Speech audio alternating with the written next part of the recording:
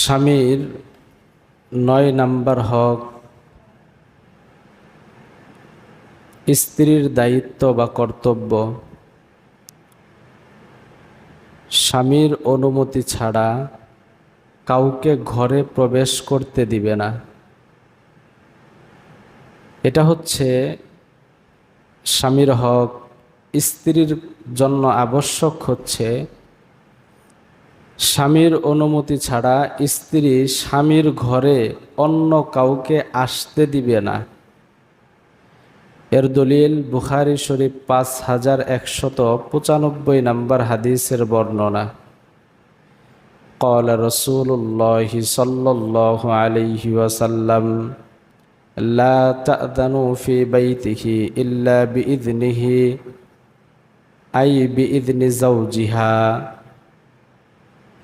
আল্লাহর রাসূল বলেন, কোন স্ত্রী তার স্বামীর অনুমতি ছাড়া অন্য কাউকে স্বামীর ঘরে প্রবেশ করতে দিবে না। সে যে কেউ হোক না কেন। স্বামী যাদেরকে অপছন্দ করে এরকম কোনো ব্যক্তিকে স্বামীর অনুমতি ছাড়া স্বামীর ঘরে প্রবেশ করানো নিষেধ। আর যদি স্বামী কাউকে বিশেষভাবে বলে যে অমুককে আমার ঘরে প্রবেশ করতে দিবা না, তাহলে স্ত্রীর জন্য আবশ্যক হচ্ছে স্বামীর অনুমতি ছাড়া ওই ব্যক্তিকে ঘরের ভিতরে প্রবেশ করতে দিবে না। এবং কি সে যদি স্ত্রীর নিকটতম আত্মীয় স্বজন হয়। আল্লাহর রাসূলের একজন স্ত্রী আবু সুফিয়ানের কন্যা। আবু সুফিয়ান এমন একজন মানুষ ছিলেন যে সারা জীবন আল্লাহর রাসূলের বিরুদ্ধে আচরণ করেছে, আল্লাহর রাসূলের বিরুদ্ধে যুদ্ধ করেছে। আল্লাহর রাসূল নবুয়তের পরে মক্কা এবং মদিনা দুটোটা মিলে 23 বছরের জিন্দেগি ওনার ছিলেন। এই 23 বছরের ভিতরে 22 বছর আল্লাহর রাসূলের বিরোধিতা করেছে। তো আল্লাহর রাসূল একবার মদিনায় ছিলেন। এমত অবস্থায় মুসলমানদের ধাওয়া খেয়ে আবু সুফিয়ান তার নিজের কন্যার ঘরে আসলেন। আসার পরে কুশল বিনিময় হলো। বাপ আসছে নিজের মেয়ের ঘরে। কুশল বিনিময় করার পরে আল্লাহর রাসূলের একটা বিছানা ছিল আবু সুফিয়ানের কন্যার ঘরে, অর্থাৎ আল্লাহর রাসূলের স্ত্রীর ঘরে, যেই জায়গায় আল্লাহর রাসূল আরাম করতেন।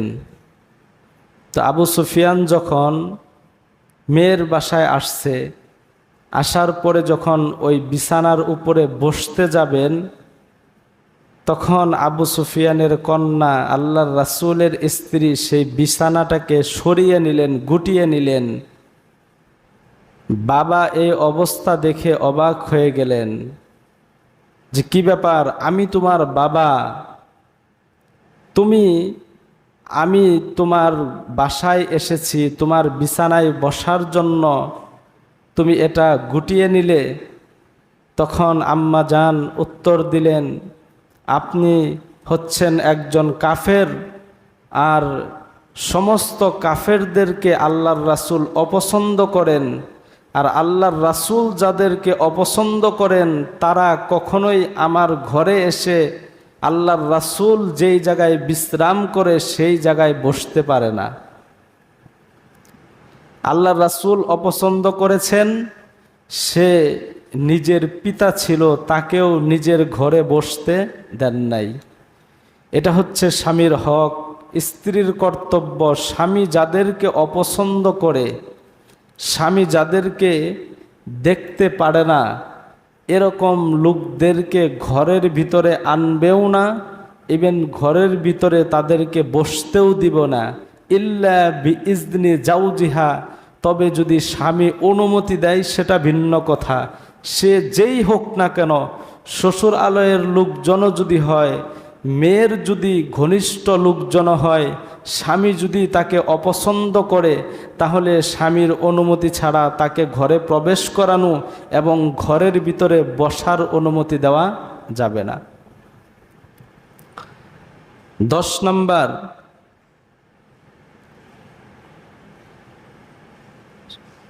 স্বামীর হক। 10 নাম্বার, স্ত্রীর কর্তব্য, স্ত্রী নিজের সতীত্বের হেফাজত করা। স্বামী যদি বাসায় অনুপস্থিত থাকে, তাহলে স্বামী তার স্ত্রীর কাছে এই হকটা পায়, যতক্ষণ পর্যন্ত স্বামী বাসায় ফিরে না আসবে স্ত্রী নিজের সতীত্বের হেফাজত করবে। সূরা নিসা 34 নম্বর আয়াত। আল্লাহ পাক রব্বুল আলামিন যারা নেককার মহিলা হবে, যারা ভালো মহিলা হবে, যারা নেককার মহিলা হবে, এদের গুণ বর্ণনা করেন। আল্লাহ তাআলা বলেন, ফাসসালিহাতু কানিতাতুন হাফিযাতুন লিল গায়বি বিমা হাফিজাল্লাহ। যারা নেককার মহিলা হবে তাদের 2টা গুণ এই আয়াতের ভিতরে আল্লাহ তাআলা তুলে ধরলেন। 1 নাম্বার গুণ হচ্ছে, যারা নেককার মহিলা হবে এরা আনুগত্য হবে, স্বামীর আনুগত্য হয়ে চলবে, স্বামীর কমান্ড মেনে চলবে। 2য় নাম্বার হচ্ছে, আল্লাহ তাআলা যা কিছু হেফাজত করতে বলেছে, অর্থাৎ নিজের যেই সতীত্ব রয়েছে এই সতীত্বের হেফাজত সে করবে। একজন স্ত্রীর সতীত্বের হেফাজত করা এটা গুরুত্বপূর্ণ একটা জিনিস, এটা শুধু স্বামীর হক। মুসনাদে আহমদ 23,943 নম্বর হাদিসের বর্ণনা। আল্লাহর রাসূল সাল্লাল্লাহু আলাইহি ওয়াসাল্লাম বলেন, সালাসাতুন লা তুসআলু আনহুম। আল্লাহর হাবিব বলেন, 3 শ্রেণীর মানুষ এমন রয়েছে যাদেরকে কিয়ামতের ময়দানে আল্লাহ তাআলা কোনো কিছু জিজ্ঞাসা করবেন না, বিনা হিসাবে জাহান্নামের ভিতরে নিক্ষেপ করবেন। নাউজুবিল্লাহ। কোনো প্রশ্ন করবেন না, কোনো হিসাব নিকাশ তাদের কোনো হিসাব নিকাশ হবে না। 1 নাম্বার হচ্ছে ওই সমস্ত ব্যক্তিরা যারা জামাত থেকে পৃথক হয়ে গিয়েছে এবং যারা নিজের ইমামের অবাধ্য হয়েছে, এমতো অবস্থায় সে মৃত্যুবরণ করেছে। 2য় নাম্বার হচ্ছে ওই গোলাম, ওই বাদী যে তার মনিব থেকে পলায়ন করেছে এবং এমতো অবস্থায় সে মৃত্যুবরণ করেছে। 3য় নাম্বার হচ্ছে ইমরাতুন গাবা আনহা জাওজুহা কদ কাফাহা মুনাতুদ দুনিয়া। 3য় নাম্বার হচ্ছে ওই মহিলা, যেই মহিলার স্বামী তার থেকে অনুপস্থিত রয়েছে, স্বামী বিদেশের বাড়িতে চলে গিয়েছে অথবা চাকরির ভিতরে চলে গিয়েছে অথবা অন্য কোনো জায়গায় গিয়েছে, এমতো অবস্থায় মহিলাকে রেখে গিয়েছে, দুনিয়ার সমস্ত প্রয়োজন মহিলার মিটিয়ে তারপরে সে গিয়েছে। স্বামী বিদেশে গিয়েছে, দুনিয়াতে চলার জন্য বাজার ঘাট যা কিছু লাগে স্বামী সব কিছুর ব্যবস্থা করে গিয়েছে। একজন চাকরিজীবী, সে চাকরিতে গিয়েছে, স্ত্রীকে বাসায় রেখে স্ত্রীর যত প্রয়োজন রয়েছে দুনিয়াবি সমস্ত প্রয়োজন তার ব্যবস্থা করে তারপরে সে স্বামী অন্য জায়গায় গিয়েছে চাকরি করার জন্য। অথবা একজন মানুষ চিল্লাই গিয়েছে ধরেন 40 দিনের জন্য, স্ত্রীর যা কিছু প্রয়োজন দুনিয়াতে বাজার ঘাট সদাই সব কিছুর ব্যবস্থা স্বামী করে গিয়েছে। এমতো অবস্থায় স্ত্রীর দুনিয়ার প্রয়োজন মিটানোর জন্য অন্য কারো কাছে যেতে হয় না। এরকম অবস্থায় স্বামী রেখে বিদেশে গিয়েছে অথবা চাকরিতে গিয়েছে অথবা অন্য কোথাও গিয়েছে। যাওয়ার পরে স্ত্রী কি করেছে? ফাতাবার রজাত বাদাহু, স্বামী তার দুনিয়ার সমস্ত প্রয়োজন মেটানোর পরে স্ত্রী স্বামীর অনুপস্থিতির সুযোগ নিয়ে সে নিজে সাজসজ্জা করেছে এবং অন্য পুরুষদেরকে নিজেদের দিকে আকৃষ্ট করেছে, অর্থাৎ জিনাহের কাজে লিপ্ত হয়েছে।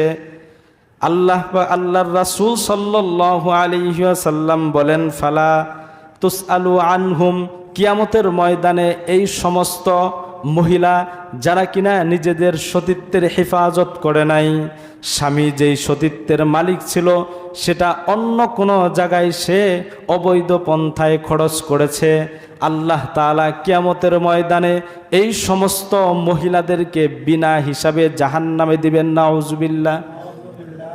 চিন্তা করেন সমাজের ভিতরে এই সমস্ত মহিলা কত আছে, হিসাব ছাড়া মা বোনদেরকে এই সমস্ত হাদিস শোনানো।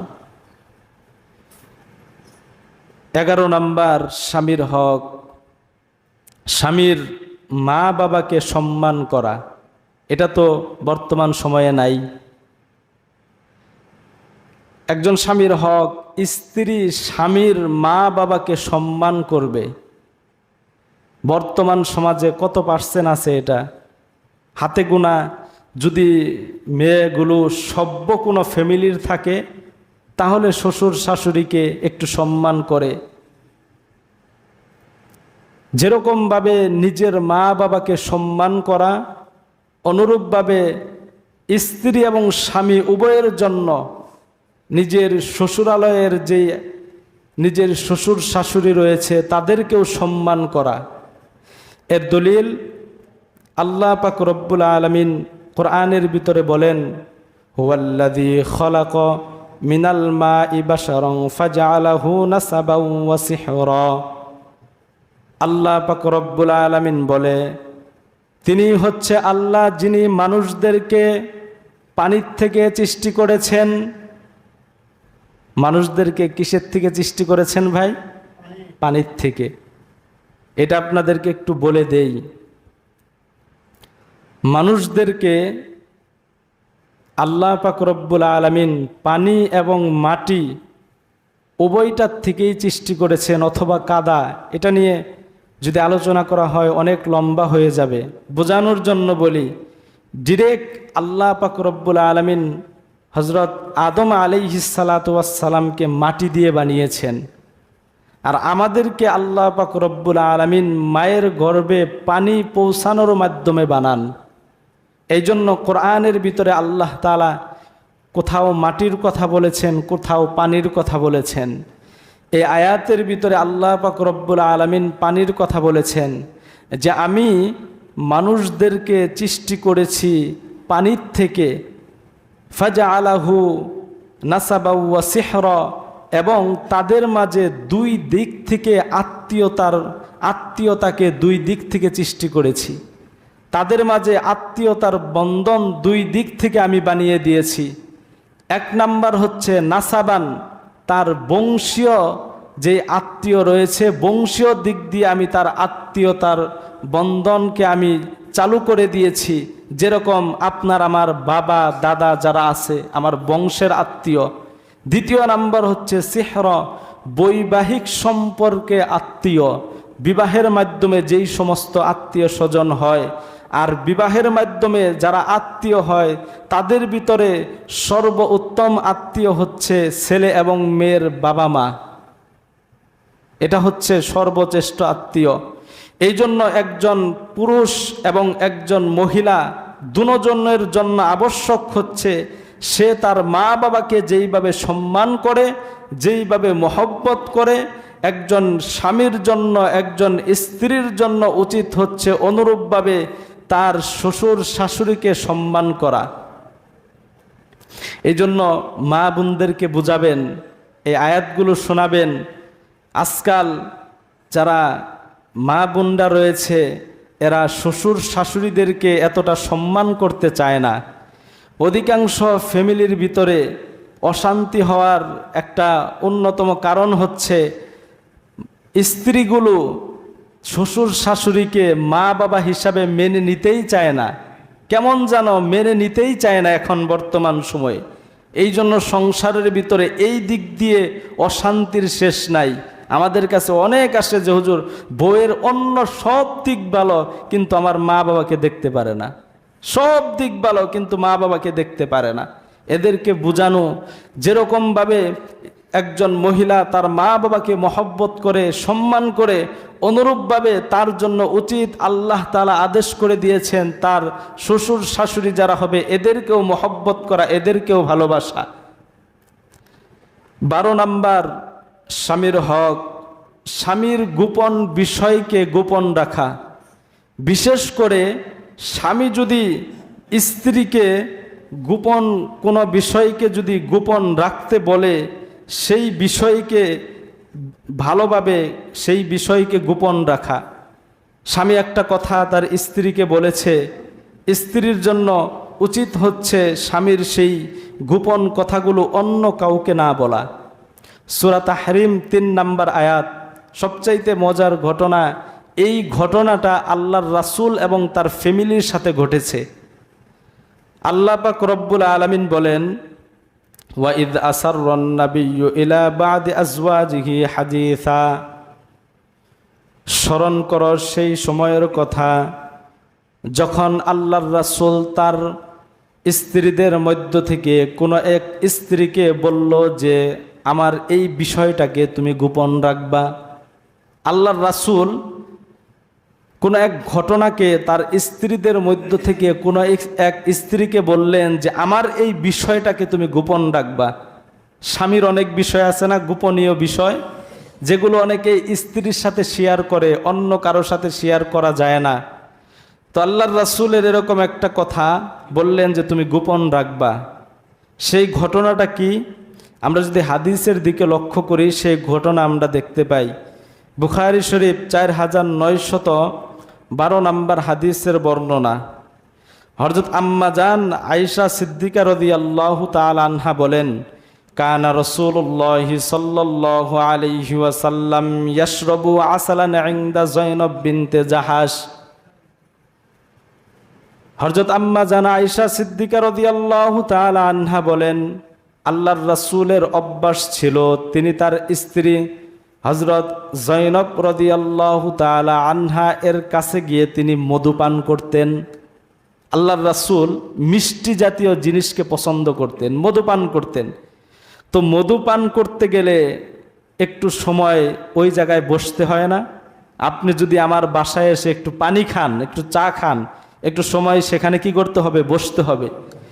তো আল্লাহর রাসূলের যেই স্ত্রীরা ছিলেন, আমাদের আম্মা জানেরা, ওনাদের মন চাইতো যে আল্লাহর রাসূল আমার কাছে একটু বেশি সময় কাটাক। স্ত্রীদের মন চাইতো যে আল্লাহর রাসূল আমাদের কাছে একটু বেশি সময় কাটাক। তো এই যে মধু খেতে গিয়ে একটু বেশি সময়, মধু পান করতে গিয়ে একটু বেশি সময় যায়নব রাদিয়াল্লাহু তাআলা আনহার কাছে একটু বেশি থাকতে হয়, এটা তাদের সহ্য হতো না। তো আল্লাহর রাসূলের 2 জন স্ত্রী হযরত আয়েশা সিদ্দিকা রাদিয়াল্লাহু তাআলা আনহা, যিনি কিনা হযরত আবু বকর সিদ্দিক রাদিয়াল্লাহু তাআলা আনহুর কন্যা ছিলেন, আরেকজন স্ত্রী হযরত হাফসা রাদিয়াল্লাহু তাআলা আনহা, যিনি হযরত উমরে ফারুক রাদিয়াল্লাহু তাআলা আনহু এর কন্যা ছিলেন। ইনারা 2 জন আবার বান্ধবী ছিলেন। হযরত আয়েশা সিদ্দিকা রাদিয়াল্লাহু তাআলা আনহা এবং হাফসা রাদিয়াল্লাহু তাআলা আনহা, এনারা 2 জন কি ছিলেন? বান্ধবী ছিলেন। তো হযরত আয়েশা সিদ্দিকা রাদিয়াল্লাহু তাআলা আনহা বললেন যে ওনারা পরামর্শ করলেন 2 জনে যে যায়নব রাদিয়াল্লাহু তাআলা আনহা, যায়নবের ঘর থেকে যখন আল্লাহর রাসূল মধু খেয়ে বের হবে, বের হওয়ার পরে আমাদের উভয়ের, আমার ঘরে যাক অথবা তোমার ঘরে যাক, যাওয়ার পরে আল্লাহর রাসূলকে বলবা আকালতা মাগাফির, আপনি কি মাগাফির খেয়েছেন? মাগাফির হচ্ছে একটি ফলের নাম, সেটা আরবের দুর্গন্ধযুক্ত একটি খাবার, একটি ফল। তো আল্লাহর রাসূল সাল্লাল্লাহু আলাইহি ওয়াসাল্লাম, এখন আপনারা চিন্তা করতে পারেন যে আল্লাহর রাসূলের স্ত্রী তাদের মাঝে এরকম ছিলেন, এটা কেমন? দেখেন ওনারা কতটা সহজ সরল ছিলেন, ওনাদের ভিতরে ঘটনা হয়েছে, আবার এই ঘটনাটাকে ওনারাই বর্ণনা করতেছেন। সুবহানাল্লাহ। ঘটনা ওনাদের হয়েছে, ওনারা দিনের ব্যাপারে কতটা সহজ সরল ছিলেন, ওনারাই সেই ঘটনা বর্ণনা করতেছেন। তো যখন কিনা আল্লাহর রাসূল হযরত জৈনব রাদিয়াল্লাহু তাআলা আনহার ঘর থেকে মধু খেয়ে বের হলেন, বের হয়ে সর্বপ্রথম হযরত হাফসা রাদিয়াল্লাহু তাআলা আনহার ঘরে গেলেন।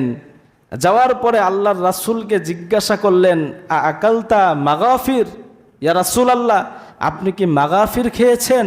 আপনার মুখ দিয়ে মাগাফিরের গন্ধ আসতেছে।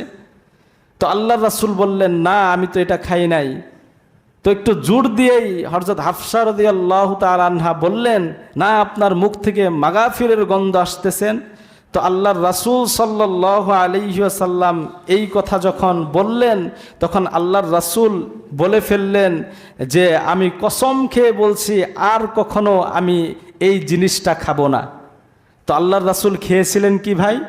মধু খেয়েছিলেন। এটা হচ্ছে হালাল জিনিস, আর তিনি হলফ করে সেটাকে নিজের উপর হারাম করে নিলেন। আল্লাহ তাআলা আয়াত নাজিল করে দিলেন। তো এই কথা বলার পরে আল্লাহর রাসূল হযরতে হাফসা রাদিয়াল্লাহু তাআলা আনহাকে বললেন, লা তুখবিরি বিযালিকা আহাদান, এই যে আমি যে হলফ করলাম, আমি যে বললাম আমি এই জিনিস আর কখনো খাবো না, এইটা তুমি আবার অন্য কাউকে বইলো না, তুমি অন্য কাউকে বইলো না। গোপন একটা কথাকে গোপন রাখার জন্য বললেন। তো হাফসা রাদিয়াল্লাহু তাআলা আনহা ওই যে দুই বান্ধবী মিলে যুক্তি করে আসছে, তো আম্মা জান আয়েশা সিদ্দিকা রাদিয়াল্লাহু তাআলা আনহাকে বলে দিয়েছেন যে আল্লাহর রাসূল হলফ করে বলেছেন সে আর কখনো জয়নবের ঘরে গিয়ে সে আর কখনো কি পান করবে না? মধু পান করবে না। মুহতারাম হাজিরিন, এখানে যখন এই কথা বললেন, বলার পরে আল্লাহ পাক রব্বুল আলামিন আল্লাহর রাসূলকে এই বিষয়ে জানিয়ে দিলেন যে আপনি যেই আপনার স্ত্রীকে একটি কথা গোপন রাখার জন্য বলেছিলেন, সে সেই কথা গোপন রাখে নাই, আরেকজনকে বলে দিয়েছেন। আল্লাহর রাসূল যখন তার স্ত্রীকে ডাক দিয়ে বললেন, কি ব্যাপার, যে যখন এই আয়াত তেলাওয়াত করে শোনালেন, তখন আল্লাহর রাসূলের স্ত্রী হাফসা রাদিয়াল্লাহু তাআলা আনহা তখন বললেন, ইয়া রাসূলুল্লাহ, ফালাম্মা নাব্বাআহা বিহি ক্বালাত মান আম্বাআকা হাযা, আপনাকে এই বিষয়ে কে বলল? এটা তো আমি তো আয়েশাকে ছাড়া অন্য কাউকে বলি নাই, আপনাকে এই বিষয়ে কে বলল? আল্লাহর রাসূল তখন ডাক দিয়ে বললেন, নাব্বাআনিয়াল আলিমুল খবীর, যিনি আলিমুল খবীর, যিনি সব কিছু জানেন, যিনি সব কিছুর খবর রাখেন, সেই আল্লাহ তাআলা আমাকে এই বিষয়ে জানিয়ে দিয়েছেন। মুহতারাম হাজিরিন, এটার থেকে আমরা একটি বিষয় জেনে নিতে পারি, স্বামীদের একটি অধিকার হচ্ছে স্ত্রীর কাছে যদি কোনো কথা বলে এবং সেটা যদি স্পেশালি সেই কথাকে যদি গোপন রাখার জন্য বলে, তাহলে স্ত্রীদের জন্য উচিত হচ্ছে, আবশ্যক হচ্ছে স্বামীর এই গোপন বিষয়কে অন্য কারো কাছে না বলা। সে যত আপন হোক না কেন, নিজের মা বাপ থাক না কেন, সে যত নিজের ঘনিষ্ঠ বান্ধবী হোক না কেন, স্বামীর কোনো গোপন বিষয়কে অন্য কারো কাছে না বলা। 13 নম্বর হক, স্বামীর 13 নম্বর হক, স্বামীকে ইবাদতে সাহায্য করা। এটা গুরুত্বপূর্ণ একটা জিনিস। স্বামীকে ইবাদতের সাহায্য করবে। আল্লাহর রাসূল সাল্লাল্লাহু আলাইহি ওয়াসাল্লাম পালা বন্টন করে তার স্ত্রীদের কাছে থাকতেন। একবার হযরত আম্মা জান আয়েশা সিদ্দিকা রাদিয়াল্লাহু তাআলা আনহার ঘরে আল্লাহর রাসূলের রাত্রি যাপনের পালা পড়ল। আল্লাহর রাসূল সাল্লাল্লাহু আলাইহি ওয়াসাল্লাম আম্মা জান আয়েশা সিদ্দিকা রাদিয়াল্লাহু তাআলা আনহাকে বললেন, তুমি কি আজকে আমাকে এই সুযোগ করে দিতে পারো যে আমি আজকের রাত্রিটা আল্লাহ তাআলার ইবাদতের ভিতরে কাটিয়ে দিতে চাই? তখন আম্মা জান আয়েশা সিদ্দিকা রাদিয়াল্লাহু তাআলা আনহা বললেন, ইয়া রাসূলুল্লাহ, আপনি আমার নিকট থাকেন, আপনি আমার নিকট রাত্রিবেলায় রাত্রি যাপন করেন, এটাও আমার কাছে পছন্দনীয়, এটাকে আমি ভালোবাসি। আর আপনার এমন একটা বিষয়, যেই বিষয়টা আপনাকে আনন্দ দেয়, ওই বিষয়টাকেও আমি ভালোবাসি। অর্থাৎ আপনি আমার কাছে থাকেন, এটাও আমি পছন্দ করি। আপনি নামাজের ভিতরে আজকে আল্লাহ তাআলার ইবাদতে কাটাতে চাচ্ছেন, এটা আপনার পছন্দ, এটাকেও আমি পছন্দ করি। ঠিক আছে, আপনি আজকে রাত্রি আমার কাছে চেয়েছেন আল্লাহর ইবাদতের ভিতরে কাটাবেন, আপনি আল্লাহ তাআলার ইবাদতের ভিতরে কাটান, অনুমতি দিয়ে দিলেন। এই জন্য স্ত্রীদের জন্য উচিত হচ্ছে, স্বামী যদি কখনো দিনই কোনো কাজে যেতে চায়, চিল্লাই যেতে চায়, তাবলিগ জামাতে যেতে চায়, স্ত্রীদের জন্য উচিত হচ্ছে তাদেরকে অনুমতি দিয়ে দেওয়া। অনেক সময় বলে যে হুজুর বাসার থেকে অনুমতি নাই, বাসার থেকে অনুমতি দিতে চায় না। এই জন্য স্ত্রীদেরকে বোঝাবেন, আম্মা জানেরা আল্লাহর রাসূলকে যেরকমভাবে দিনের কাজে সাহায্য করতেন, স্ত্রীদের জন্য উচিত, এটা স্বামীর হক। স্বামী যদি কখনো দিনই কোনো কাজ করতে চায়, দিনই কোনো কাজে যেতে চায়, কোনো মাহফিলে যেতে চায়, আবার মাহফিলের নাম করে অন্য জায়গায় গিয়া বসে থাকেন না। বইলে আসছেন বাসার থেকে মাহফিলে যাব শীতের সময়, বউ তো আসতে দেয় না, অন্য কথা বললে তো আসতে দিবে না, মাহফিলের কথা বইলা আইসা বন্ধুদের সাথে আড্ডা দিতেছেন, এরকম করবেন না। তো স্ত্রীদের কাছে যদি কখনো বিশেষ করে দিনই কোনো কাজে যাওয়ার জন্য অনুমতি চায়, স্ত্রীদের জন্য উচিত হচ্ছে স্বামীকে অনুমতি দিয়ে দেওয়া এবং দিনই কাজে একে অপরকে সাহায্য করা। এটা বিশাল বড় একটা ফজিলতের কাজ। সুনানে আবু দাউদ 1451 নম্বর হাদিসের বর্ণনা, ক্বালা রাসূলুল্লাহি সাল্লাল্লাহু আলাইহি ওয়াসাল্লাম, মান ইস্তাইকাযা মিনাল লাইলি ওয়া আইকাযা ইমরাআতাহু ফাসাল্লায়া রাকাতাইনি জামিআন। আল্লাহর রাসূল বলেন, যদি কোনো স্বামী রাত্রিবেলায় জাগ্রত হয় অথবা কোনো স্ত্রী যদি রাত্রিবেলায় জাগ্রত হয়, হওয়ার পরে যদি আগে স্বামী জাগ্রত হয়, পরে সে তার স্ত্রীকে জাগ্রত করে, জাগ্রত করার পরে একসাথে দুইজনে মিলে 2 রাকাত নামাজ আদায় করেছে। এই 2 রাকাত নামাজ জামাতের সাথে হতে পারে অথবা একাকীও হতে পারে। আল্লাহর রাসূল বলেন, কুতিবা মিনায-যাকিরিনাল্লাহা কাসীরাও ওয়ায-যাকিরাত। এই 2 রাকাত নামাজ পড়ার কারণে আল্লাহ পাক রব্বুল আলামিন সারা দিন জিকির করলে যেই সওয়াব তাদেরকে সেই সওয়াব দান করবেন। মাত্র 10 মিনিট সময় লাগবে। রাত্রিবেলায় আপনি জাগ্রত হয়েছেন, আপনার স্ত্রীকে রাত্রিবেলায় জাগ্রত করেছেন, জাগ্রত করার পরে 2 রাকাত নামাজ পড়েছেন দুইজনে মিলে। একটা মানুষ অধিক পরিমাণের জিকির করলে যেই সওয়াব হয়, অধিক পরিমাণের জিকির করলে যেই সওয়াব হয়, শুধুমাত্র রাত্রিবেলায় উঠে দুইজন মিলে 2 রাকাত নামাজ পড়লেন, আল্লাহ তাআলা অধিক পরিমাণের জিকিরকারী জিকির করনে ওয়ালাদের সাথে আপনাদের নামটা আল্লাহ তাআলা লিখে দিবেন। এগুলো আমল করবেন। যারা বিশেষ করে যুবক আছেন, স্ত্রীদেরকে বলে রাখবেন, ফোনে অ্যালার্ম দিয়ে রাখবেন, বেশি করার দরকার নাই, সপ্তাহে 2-1 বার করেন। স্ত্রীদেরকে রাত্রিবেলায় জাগান, নিজে জাগেন, সারাদিন তো দুনিয়ার ব্যস্ততার ভিতরেই কাটিয়ে দেন, এত তো জিকির করার সময় নাই, তো কি করবেন? সওয়াব তো অর্জন করতে হবে। ফোনে অ্যালার্ম দিয়ে রাখেন, যখন রাত্রি 2টা-3টা বেজে যায় নিজে উঠেন, স্ত্রীকে উঠান অথবা স্ত্রীকে বলে রাখেন, যদি তুমি যদি আগে জাগ না পাও আমাকে জাগাও, দুইজনে মিলে নামাজ পড়েন, আল্লাহ তাআলা আপনাদেরকে সওয়াব দিয়ে দিবেন। করা যাবে তো ইনশাআল্লাহ? সকলেই করার চেষ্টা করবেন। 14 নাম্বার, এটা একটা গুরুত্বপূর্ণ বিষয়। স্বামী যদি কখনো রাগ করে ফেলে, স্ত্রীর জন্য আবশ্যক হচ্ছে স্বামীর রাগ ভাঙানো, কিন্তু বর্তমানে এটার উল্টা। স্ত্রীদের রাগ ভাঙাইতে ভাঙাইতে জীবন শেষ। ঠিক বললাম না? ঠিক বললাম ভাই? যদি স্বামী কখনো রাগ করে, সেটা স্ত্রীর ভুলের কারণে হোক অথবা অন্য কোনো কারণে হোক, একজন পুরুষ মানুষ সে বিভিন্ন ঝামেলার ভিতরে থাকে, মেয়ে মানুষ তো বাসার ভিতরে থাকে। একজন পুরুষ মানুষ বিভিন্ন ঝামেলার ভিতরে থাকে, তার বাহিরে বিভিন্ন ঝামেলা, বিভিন্ন কাজকর্ম, কর্মস্থলে তাকে থাকতে হয়। যদি কখনো একজন স্বামী রাগ করে ফেলে, স্ত্রীর ভুল হোক অথবা না হোক, স্ত্রীর জন্য আবশ্যক হচ্ছে স্বামীর রাগ ভাঙানো। এটা আমাদের উল্টা। যদি স্বামী রাগ করে যে কোনো কারণে, স্ত্রী আরেকটু রাগ করে অন্য রুমে যায় বইসা থাকে। এরকম হয় কিনা ভাই? এই হাদিসগুলো স্ত্রীদেরকে শোনাবেন। এটা স্বামীর হক।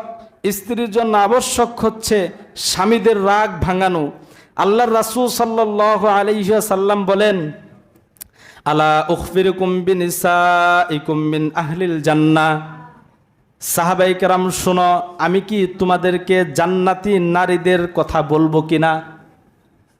আল্লাহর রাসূল সাল্লাল্লাহু আলাইহি ওয়াসাল্লাম তার সাহাবায়ে কেরামদেরকে ডাক দিয়া বললেন, আমি কি তোমাদেরকে ওই মহিলার কথা বলবো কিনা যেই মহিলারা জান্নাতি? সাহাবায়ে কেরাম বললেন, ইয়া রাসূলুল্লাহ, অবশ্যই বলেন ওই সমস্ত মহিলারা কারা? আল্লাহর রাসূল তিনটা গুণের কথা বললেন। এক নাম্বার হচ্ছে আল ওয়াদুদ, ওই সমস্ত মহিলা যারা কিনা বেশি পরিমাণের মহব্বত করে, যাদের ওই সমস্ত মহিলা যাদের অন্তরে দয়া মায়া বেশি, সন্তানদেরকে মহব্বত করে, পিতামাতাকে মহব্বত করে, স্বামীদেরকে মহব্বত করে। দ্বিতীয় নাম্বার হচ্ছে আল ওয়ালুদ, ওই সমস্ত মহিলা যারা কিনা অধিক পরিমাণের সন্তান জন্ম দেয়, অধিক পরিমাণের সন্তান দেয়। কিন্তু বর্তমান সময়ে আমাদের তো অধিক পরিমাণের সন্তান এটা আমরা বাদ দিয়ে দিছি। এটা হচ্ছে আমাদের একটা স্লোগান আমাদেরকে শিখিয়ে দিয়েছেন ইহুদি নাসারাদের চাল, এটা যে একটি হলে ভালো হয়, দুইটি হলে আর নয়। আপনারা জানেন না এই স্লোগান? একটি হলে কি হয় ভাই? ভালো হয়, দুইটি হলে আর নয়। এই স্লোগান এটা হচ্ছে ভুল, এটা হচ্ছে ভুয়া। আল্লাহর রাসূল সাল্লাল্লাহু আলাইহি ওয়াসাল্লাম হাদিসের ভিতরে বলেন, তোমরা বেশি বেশি সন্তান গ্রহণ করো, ওই সমস্ত মহিলাদেরকে বিয়ে করো, ওই সমস্ত মহিলা হচ্ছে বরকতময় যারা অধিক পরিমাণের সন্তান জন্ম দিতে পারে। আল্লাহর রাসূল হাদিসের ভিতরে বলেন, কিয়ামতের ময়দানে সন্তানের আধিক্য নিয়ে আমি অন্য সমস্ত নবীদের উপর গর্ব করে বলবো, আমার উম্মত হচ্ছে সবচাইতে বেশি, আমার উম্মত সবচাইতে বেশি। দেখেন না, কোন দলের লোক বেশি হইলে তারা গর্ব করে বলে না যে আমার দল ভারী। দুনিয়াতেও এটা উপকারে আসবে, আখেরাতেও উপকারে আসবে। দুনিয়াতে উপকার কিরকম আপনাদেরকে বোঝানোর জন্য বলি। দুনিয়াতে চলার ক্ষেত্রে সব ক্ষেত্রে অধিক সন্তান এটা হচ্ছে উত্তম। ধরেন দুনিয়াতে চলার জন্য একজনের 5টা ছেলে আছে, আরেকজনের একটা, যার একটা আছে সে 5 ছেলের বাপের সামনে যে কথা বলতে পারবে? কথা বলেন, কথা বলতে পারবে? এটা তো একটা লাঠির জোরের কথা বললাম। একটু সন্তান বাবার দিলের যেই চাহাতগুলো রয়েছে, এই চাহাতগুলো পুরা করার জন্য আরেকটা উদাহরণ দেই। একটা মানুষের একটা সন্তান, সেই সন্তান ধরেন বর্তমান সময়ে তো সরকারি চাকরিজীবী, এটাকে মানুষ মূল্যায়ন বেশি করে। ধরেন আপনার একটা সন্তান পুলিশ হয়েছে, আরেকটা বেটার 5টা সন্তান, তার 4টা পুলিশ হয়েছে। এখন কার দাম বেশি? কথা বলেন, কার দাম বেশি? 4টার কিনা? আপনার একটা ঠিক আছে, একটাই হয়েছে, কিন্তু ওই বেটার 5টা সন্তান, 3টাই হয়েছে। তাহলে দাম কার বেশি? যার 3টা হয়েছে। একটা মানুষের সন্তান একজন বিশাল বড় আলেম হয়েছে, আরেকজন মানুষের সন্তান 5টা, তার সন্তান 5টা ধরেই বিশাল বড় আলেম হয়েছে। তাহলে কার মর্যাদা বেশি ভাই? যার 5 জন সন্তান তার মর্যাদা বেশি দুনিয়াতে। আখেরাতের ভিতরে একজন মানুষের একটা সন্তান হাফেজ হয়েছে, কোরআনের হাফেজ মাশাআল্লাহ, আরেকজনের 5টা সন্তান সে হাফেজ হয়েছে। কিয়ামতের ময়দানে একটা সন্তানের হাফেজের পিতা হয়ে আপনি উঠবেন, আর যার 5টা 7টা 10টা সন্তান হয়েছে সে 10টা সন্তানের হাফেজের পিতা হয়ে কিয়ামতের ময়দানে উঠবে। কার দাম বেশি হবে ভাই? যার সন্তান বেশি। দুনিয়াতেও লাভ, আখেরাতেও লাভ। আমাদেরকে যে স্লোগান শেখানো হয়েছে সেটা ভুল। রিজিকের মালিক হচ্ছে আল্লাহ পাক রব্বুল আলামিন। ওমা মিন দাব্বাতিন ফিল আরদি ইল্লা আলাল্লাহি রিজকুহা। আল্লাহ দুনিয়াতে যা কিছু সৃষ্টি করেছেন, যা কিছু আসবেন, যা কিছু সৃষ্টি করেছেন, সমস্ত কিছুর রিজিকের মালিক কে ভাই? রিজিকের ফয়সালা মানুষ সৃষ্টি করার বহু বছর আগে আল্লাহ তাআলা করে রেখেছেন। তাহলে আপনার আমার কিসের এত টেনশন? আপনার আমার কিসের এত টেনশন? স্ত্রী যদি অসুস্থ না হয়, স্ত্রী যদি সুস্থ সবল থাকে, সন্তান নেওয়ার ক্ষমতা যদি থাকে, সন্তান নেওয়া বন্ধ না করা। আমাদের আরেকটা আমাদের পুরা কপাল, এটা আমি বলি পুরা কপাল, এটা হয় আমাদের কারণেও হয়, ডাক্তারের কারণেও হয়। অনেক আমার কাছে রিপোর্ট আসছে, দুইটা দেখেন আমাদের সন্তান যেন কম হয়, কিভাবে পায়তারা চলতেছে। এই যে সিজারের একটা যেই পদ্ধতি চালু হয়েছে না ভাই, এটা তো মানুষ অসুস্থ হওয়ার কারণেই হয়। তো আল্লাহ পাক না করুক, এটা আমার বেলায় হতে পারে, আপনার সময়ও হতে পারে। কিন্তু এর ভিতরেও কত বড় জালিয়াতি করে। আমার কাছে অনেক লোক আসছে যে হুজুর সিজারে তো কমপক্ষে 3 জন পোলাইপান হয়, 4 জন হলে একটু রিক্সই হয়। তো বলে হুজুর 2টা হয়েছে, 2টার সময় তারপরে যে হওয়ার যে রাস্তা এটাকে উল্টাই দিছে, আমরা জানিই না। এটা মানুষের রিপোর্ট দেখেন। অথচ আরেকজন সন্তান হতে পারতো, আরেকজন সন্তান হতে পারতো। আপনারা যারা বয়স্ক আছেন আপনারা জানেন এই যে পরিবার পরিকল্পনা এটা করার জন্য আগেকার সময় পুরুষের যেই যেন সন্তান না হয় এই জন্য বাসায় বাসায় গ্রামে গ্রামে এসে লোকেরা বুঝাইতো এবং তাদেরকে কিছু তখনকার সময়ে ছাতি দিত। এদিকে আসছে কিনা আমি জানি না, ছাতি দিত যেন সন্তান না নেয়, সন্তান নেওয়ার যেই ক্ষমতা সেই ক্ষমতাগুলো তারা মেরে ফেলতো। এটা কখনোই না করা, অধিক পরিমাণের সন্তান নেওয়া। মোহতারাম হাজিরিন, 14 নম্বর যেই কথা বলতেছিলাম যে স্বামীর যদি কখনো রাগ করে স্বামীর রাগ ভাঙানো, এটা হচ্ছে আল্লাহ রাসূল সাল্লাল্লাহু আলাইহি সাল্লাম বললেন যে 2 নাম্বার হচ্ছে যারা অধিক পরিমাণের সন্তান জন্ম দেয়। 3 নাম্বার হচ্ছে আল্লাহ রাসূল বললেন স্বামী যখন রাগ করে, রাগ করার পরে স্ত্রী তার পাশে এসে বসার পরে সে বলে ইয়াদি ফি ইয়াদিকা, স্বামীর হাতের উপর হাত রেখে বলে যে স্বামী আপনি রাগ করছেন, আপনার রাগ যতক্ষণ পর্যন্ত না ভাঙবে আমি খাবো না, আমি ঘুমাসবো না, আমি কোনো কিছুই করব না। আল্লাহর রাসূল বলেন হিয়াফিল জান্নাহ, হিয়াফিল জান্নাহ, হিয়াফিল জান্নাহ, এই মহিলাকে আল্লাহ তাআলা জান্নাত দান করে দিবেন। স্ত্রীদেরকে এই সমস্ত বিষয় বোঝানো যাবে তো ইনশাআল্লাহ। আল্লাহ পাক রব্বুল আলামিন